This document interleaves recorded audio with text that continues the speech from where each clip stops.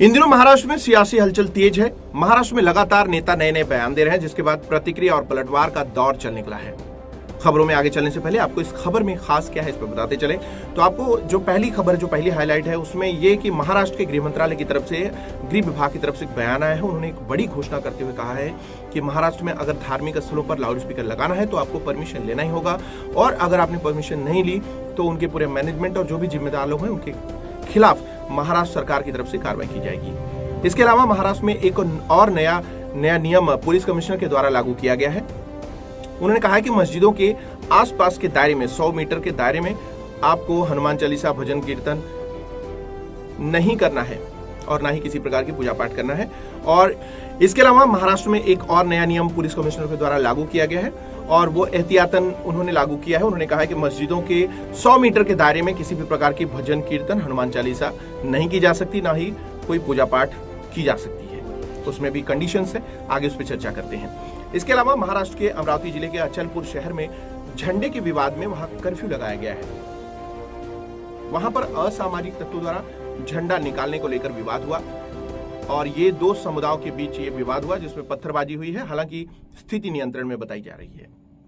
अचलपूर शहरामध्ये काल एका गटाने झेंडा फडकवल्यावरनं वाद निर्माण झाला होता।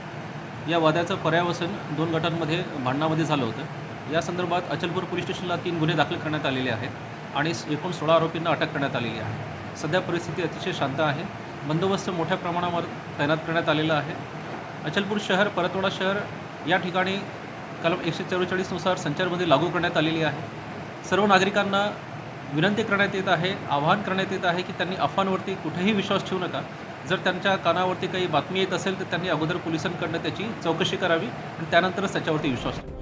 महाराष्ट्र में अजान वर्सेस हनुमान चालीसा में राजनीतिक पार्टियां कूद पड़ी हैं, जिसके बाद महाराष्ट्र में सरगर्मियां भी तेज हो गई हैं।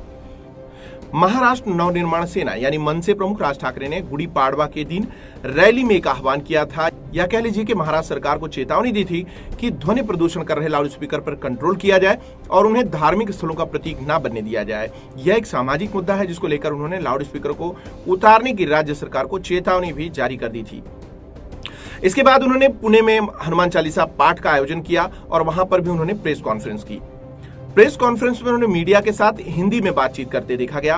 उन्होंने हिंदी में अपनी बातें रखी हैं, जिससे समझा जा सकता है कि राज ठाकरे अपनी बात न सिर्फ महाराष्ट्र बल्कि पूरे देश में पहुंचाना चाह रहे हैं, जिसको लेकर उन्होंने पूरी तरीके से अपना वक्तव्य हिंदी में दिया। इस वक्तव्य में पूरे देश से प्रतिक्रियाएं भी आनी शुरू हुई हैं। उन्होंने पुणे में प्रेस कॉन्फ्रेंस के दौरान एक बार फिर अपना कथन, जो स्टेटमेंट है, वो पूरी तरह स्पष्ट कर दिया है। उन्होंने कहा कि आने वाली 3 मई तक राज्य सरकार यानी महाराष्ट्र सरकार मस्जिदों से लाउडस्पीकर पूरी तरह उतरवा नहीं ली तो 3 मई के बाद मन से हनुमान चालीसा बजाएगी, वो भी मस्जिदों के सामने। अब इसके बाद महाराष्ट्र सरकार की तरफ से, गृह मंत्रालय की तरफ से इस पर रणनीति बनाकर कार्रवाई करने की शुरुआत कर दी गई है।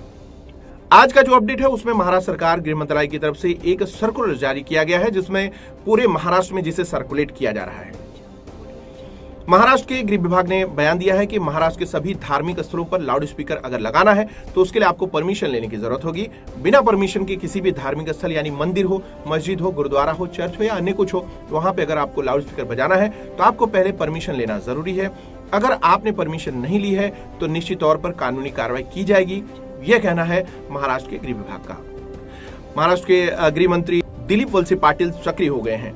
आज इस सिलसिले में उन्होंने महाराष्ट्र के डीजीपी के साथ बैठक किए जाने की सूचना है। इसके साथ ही सभी पुलिस कमिश्नर्स और जो अधिकारी हैं उनके साथ बैठक करके उन्हें इस बात का निर्देश दिया जाने वाला है कि महाराष्ट्र में किसी भी धार्मिक स्थल पर अगर लाउडस्पीकर लगने वाला है या लगा हुआ है तो उसकी परमिशन है या नहीं, ये चेक करना जरूरी है। और जो लोग बिना परमिशन के लाउडस्पीकर बजाएंगे उन पर कानूनी कार्रवाई की शुरुआत हो जाने वाली है। तो आने वाली 3 मई के पहले महाराष्ट्र सरकार अवैध लाउडस्पीकर पर सख्त कानूनी कार्रवाई करने की बात कर रही है। लेकिन नासिक पुलिस कमिश्नर का एक आदेश जारी हुआ है नासिक महाराष्ट्र में, जहां पर उन्होंने कहा है कि 3 मई तक सभी धार्मिक स्थलों पर जो लाउडस्पीकर है लगाने वाले परमिशन ले लें, नहीं तो उन पर एक्शन लिया जाएगा।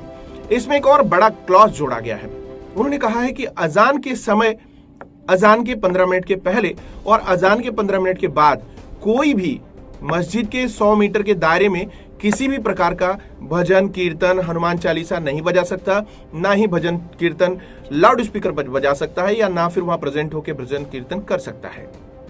मस्जिदों के आसपास 100 मीटर के दायरे में हनुमान चालीसा भजन कीर्तन करना और लाउड स्पीकर बजाने पर पूरी तरह मनाही कर दी गई है। यह नासिक शहर कमिश्नर द्वारा आदेश जारी हुआ है। और इसके अलावा मुख्यमंत्री उद्धव ठाकरे और दिलीप वलसे पाटिल के बीच आज एक बैठक होनी है और लॉ एंड ऑर्डर पर चर्चा की जाने वाली है। लॉ एंड ऑर्डर के बारे में तमाम सारे डिसीजंस लेकर उसे सर्कुलेट करके उसको इंप्लीमेंट कराने जाने की जो प्रक्रिया है वो शुरू हो गई है। तो आज एक महत्वपूर्ण दिन कहा जा सकता है, क्योंकि महाराष्ट्र सरकार तमाम तरीके से जो अभी जो चल रही है तमाम सारे अपडेट्स उस पर नजर रखते हुए उस पर कंट्रोल करने की बात कर रही है और लॉ एंड ऑर्डर मेंटेन करने की बात कर रही है। आने वाले दिनों में लॉ एंड ऑर्डर बिगड़े नहीं और सौहार्द आपसी बना रहे, इसके लिए इस तरीके के कदम आज महाराष्ट्र सरकार एक महत्वपूर्ण बैठक लेकर निर्णय लेने वाली है। सर, लाउड स्पीकर को लेकर कुछ निर्णय लिया है महाराष्ट्र सरकार ने कि कोई भी स्पीकर लगाए तो उसे लोकल अथॉरिटी की परमिशन लेनी होगी। किस तरह से देख रहे हैं कि वायलेंस चीज़ें ना हो महाराष्ट्र में? इसके बारे में राज्य के पुलिस महासंचालक और मुंबई के कमिश्नर ये दोनों मिलकर बैठकर एक निर्णय लेंगे, गाइडलाइन तय करेंगे और ये गाइडलाइन अगले 1-2 दिन में इशू होगी और उसी के तहत सबको इसकी अमलबजावनी करना है। सर, किस प्रकार की गाइडलाइन रहेगी जब कह रहे गाइडलाइन किस विषय को लेके? नहीं, अभी ये तो उसका निर्णय वो करेंगे, क्योंकि उनको भी सारे स्टेट में सारे पुलिस ऑफिसर जो है इनके साथ बात करनी होगी। उनसे बात करने के बाद ही वो अपनी जो गाइडलाइन तैयार करेंगे। सर, आजकल धार्मिक तनाव काफ़ी बढ़ रहा है और महाराष्ट्र में भी उसकी असर कहीं दिखाई पड़ रहा है। अमरावती में कल काफ़ी तनाव फैल गया था और उसका सोशल मीडिया का भी उसमें खूब इस्तेमाल हो रहा है। तो कैसे इस सबको रोकने के लिए और शांति बनाए रहे, क्या क्या उपाय किए जा रहे हैं? नहीं, पुलिस तो सब जगह ऐसी परिस्थिति हैंडल करने के लिए सब जगह हमारे पुलिस तैनात है और वो बिल्कुल ध्यान रख रहे हैं।